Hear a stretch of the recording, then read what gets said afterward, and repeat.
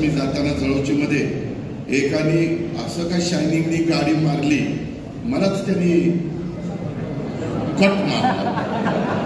मी गाडी त्यांनी कट मारल्यावर माझं सटक. मी माझ्या ड्रायव्हरला म्हणलं चलायच्या मागे, पण तो पोलीस शिरला. मी पोलिसांना सांगितलं त्याला शोधून आणा.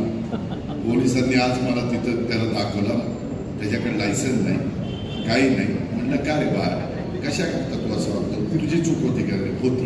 का नाही थांबला? मी घाबरलो. तुम्ही मला पकडून पोलीस मला नेते म्हणून.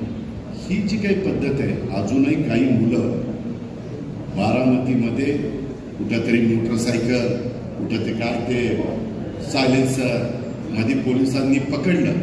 मी पोलिसांना पण सांगतो, तेही ऐकत असतील, त्यांना माझी विनंती आहे, तो कुणाचाही माझ्याजवळचा असो लांबचा असो, तो बारामतीकर असेल किंवा बारामती शहरामध्ये तो नियमाच्या पेक्षा चुकीचं वागत असेल तर त्याला पकडायचं आणि रीतसर जी कार्यवाही असेल ती करायची, त्याला सोडायचं.